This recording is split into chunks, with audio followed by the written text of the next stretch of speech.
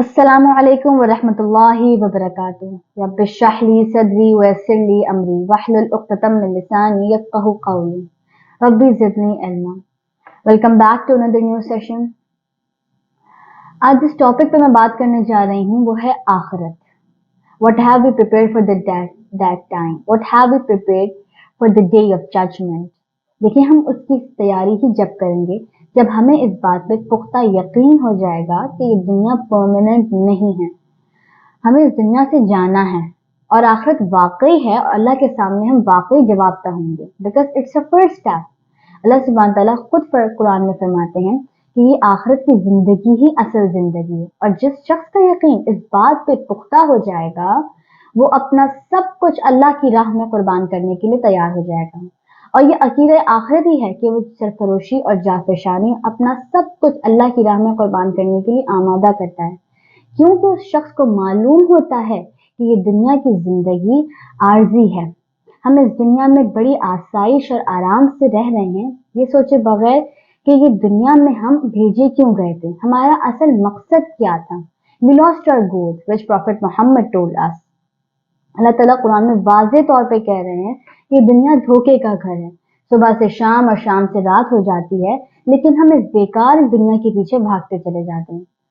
हालांकि अल्लाह ताला साफ अल्फाजों में कह रहे हैं कि ये जिंदगी खेल है, तमाशा है, कुछ जीनत हासिल करना है, कुछ बनाव सिंगार है और कुछ माल और औलाद को ज्यादा से ज्यादा हासिल करना है। देखिए, हम इस दुनिया में आजमाइश के तौर पे भेजे गए थे और हमें इस आजमाइश में पूरा उतरना है। अल्लाह ताला कुरान में मुसलमानों को खबरदार करते हुए खिताब कर रहे हैं कि मुझे कौमों की जरूरत नहीं है, मैं दूसरी कौमें ले आऊंगा अगर तुम मेरी इबादत और मेरे अहकामात की पासदारी नहीं करोगे। और जो शख्स जमीनी ख्वाहिशात और उस आसाइश के पीछे भागता चला गया तो गोया उस शख्स ने अल्लाह की हिदायत, उसकी हिदायत और अल्लाह के रास्ते पर चलने से इनकार कर दिया। अल्लाह ताला ने उस शख्स को कुत्ते से तशबीह दी है, क्योंकि जैसे एक कुत्ते की हिर्स और हवस और उसकी लालच कभी खत्म नहीं होती, इसी तरीके से दुनिया के पीछे भागने वालों की हिर्स और हवस लालच कभी खत्म नहीं होती। एक और जगह पे अल्लाह ताला कुरान में फरमाते हैं कि माल की ज्यादती और कसरत ने तुम्हें हलाक कर दिया, यहाँ तक कि तुम कब्रों तक जा पहुंचे। देखिए, अल्लाह ताला कुरान में बहुत से मकाम पर बार बार हमें खबरदार कर रहे हैं कि ये दुनिया धोखे का घर है, परमानेंट दुनिया नहीं है, लेकिन हम फिर भी इस दुनिया के पीछे भागते चले जाते हैं। ये दुनिया हमारे लिए एक एग्जामिनेशन हॉल है। अल्लाह ताला ने हमें इस दुनिया की नेमतें अय्याशियां करने के लिए तो नहीं दी थी ना।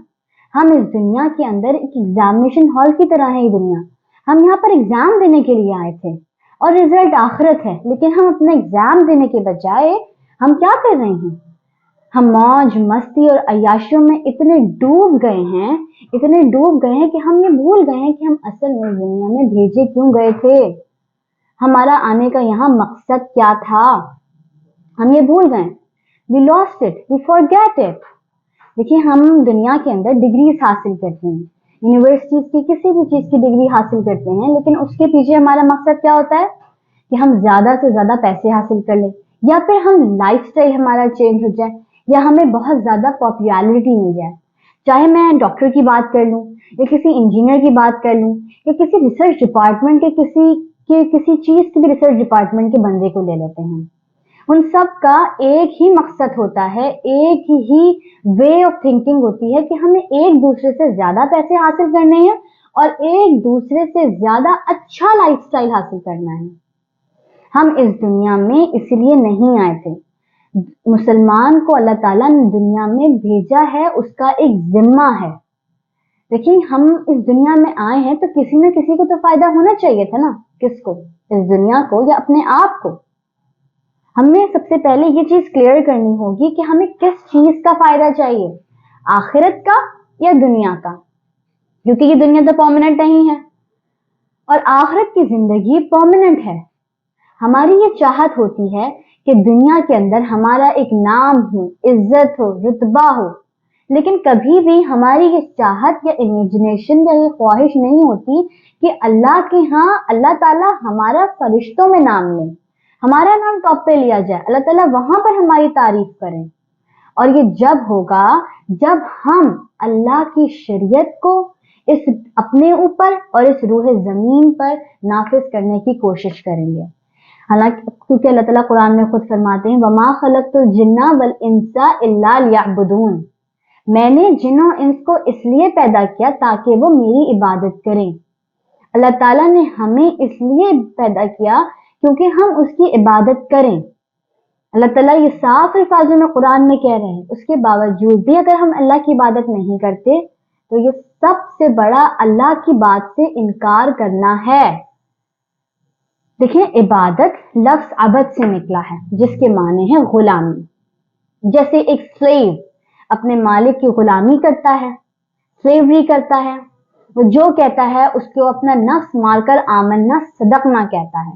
اسی طریقے سے ہمیں اپنا نفس مار کر اللہ کی ہر بات کو آمنا صدقنا کہنا ہے، کیونکہ عبادت کا اصل مطلب ہی نفاذ شریعت کو اپنے اوپر اور اس روح زمین کے اوپر نافذ کرنا ہے. جیسے کہ علامہ اقبال کا ایک شعر ہے نا، میری زندگی کا مقصد تیرے دین کی سربلندی، میں اسی لیے مسلمان، میں اسی لیے نمازی. وہ کیا کہہ رہے ہیں اس شعر میں کہ ہم اس دنیا میں اللہ کی شریعت کو نافذ کرنے کے لیے آئے تھے، پوری طریقے سے اللہ کے ہر ایک لاز کو اپنے اوپر اور اس دنیا پہ پوری طریقے سے نافذ کرنے کے لیے آئے تھے. ہم یہ کیسے کر سکتے ہیں؟ کیونکہ سب سے پہلے ہمیں اپنا ویژن کلیئر کرنا ہوگا، اپنے تھاٹس کو کلیئر کرنا ہوگا کہ واٹ وی وانٹ، ہمیں کیا چاہیے. ہمیں دنیا کی زندگی چاہیے یا ہمیں آخرت کی زندگی چاہیے؟ ہم کس چیز کو پریفر کرتے ہیں اور کس چیز کو ہم پریورٹیز دیتے ہیں؟ اپنے کاموں میں، دنیا کے کاموں میں اللہ کی چیز کو پریورٹی دیتے ہیں یا ہم دنیا کے کاموں کو پریورٹیز دیتے ہیں؟